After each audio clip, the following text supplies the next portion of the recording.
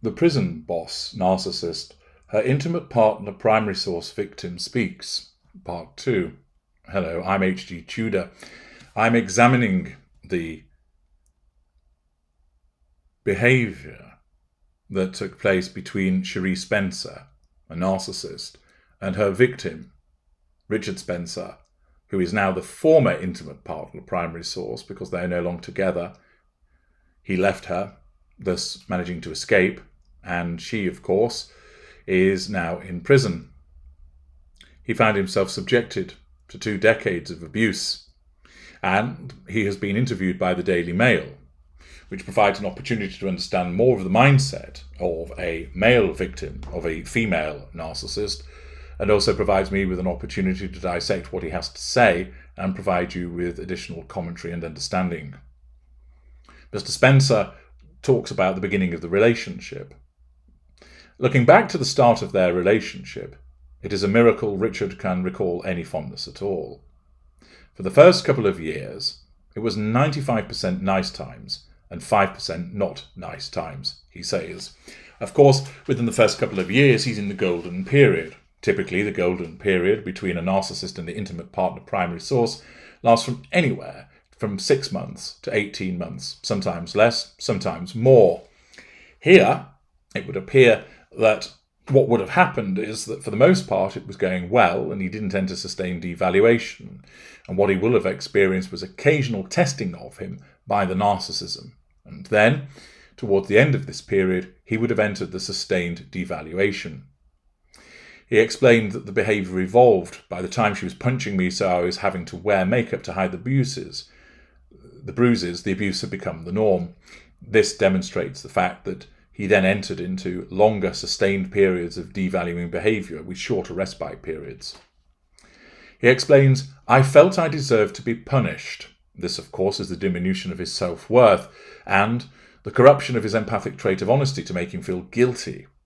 I lost my independence and willpower and just accepted that was how my life was going to be. In the end, she controlled everything, from which room I could sleep in to which toilet I could use. I was no longer me. This, of course, is typical of the behaviour of the narcissist, stripping the victim of their identity, self-worth, self-confidence, etc.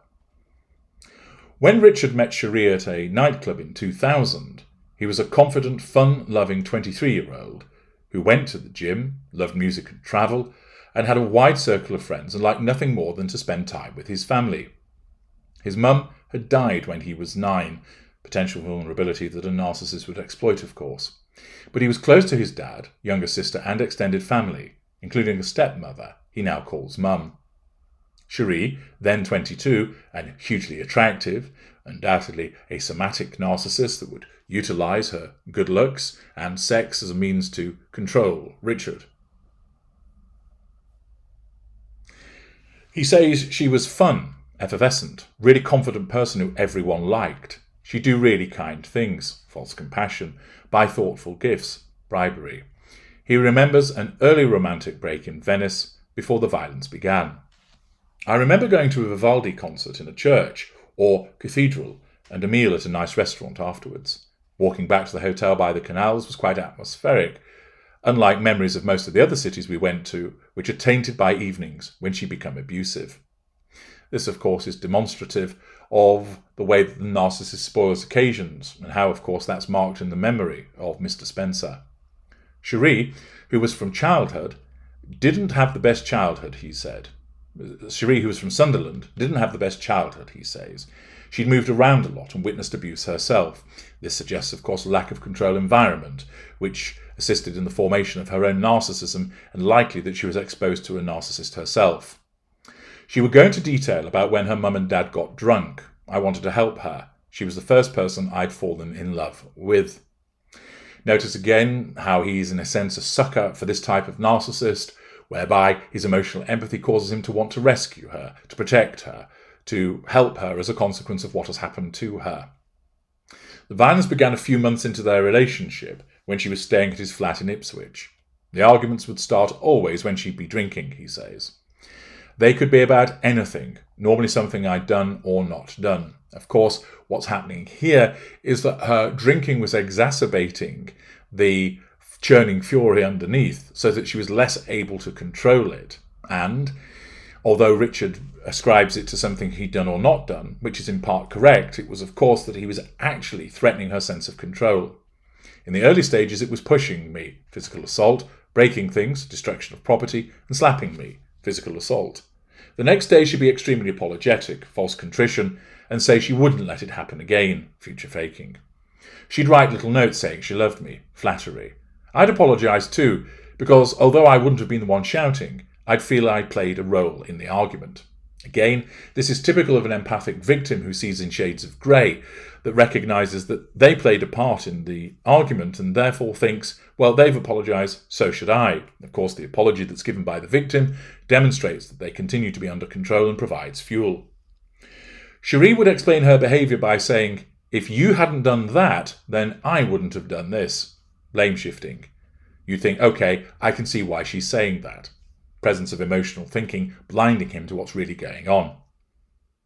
Why he didn't end their relationship when they were merely dating is something he still can't explain.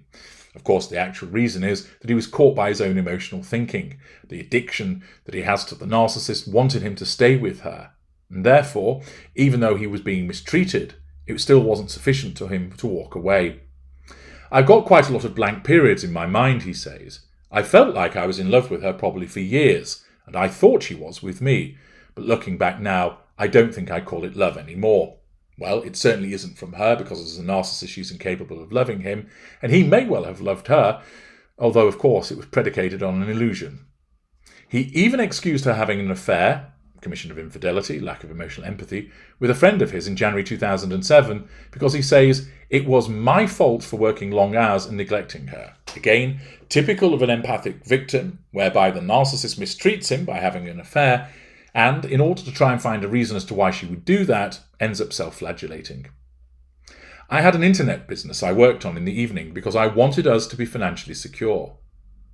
She said I'd also been disloyal by putting my family before her because I'd gone alone to a party at my auntie's. False accusation that she didn't want to go to on the night the affair began. Blame shifting. She said I deserved it. Blame shifting. How could I have thought she was right? He looks truly bewildered for a man who has lost all bearings on the narrative of his own life. He's now trying to fit together the jigsaw of his past from emails he has kept. Following her affair, Richard's relationship with his family, whom Cherie insisted judged her, paranoia, became increasingly distant. He saw friends less and less, isolation of the victim as a means to assert control. I've found lots of emails from Cherie telling me how much she loves me, hoovers, flattery, and that I am her soulmate, magical thinking. So I think the period after the affair and decided to make a go of things must have been a nice calm time leading up to our marriage. Notice how he is unable to really recall what went on without going to the emails. In actual fact, he was getting a respite period. Richard says now he still believed he loved Cherie on their wedding day in December 2009. Indeed, he probably did. So much so, he agreed to slip away to Thailand on the pretext of a holiday to marry her at a luxury beachfront hotel in the Phi Phi Islands without a single friend or family member present. Notice again the isolation that has occurred. It wasn't the best of days, he said. Cherie got drunk and angry. Ignition of fury with the people who came to do her hair and told them to get out. Corrective devaluation of tertiary sources.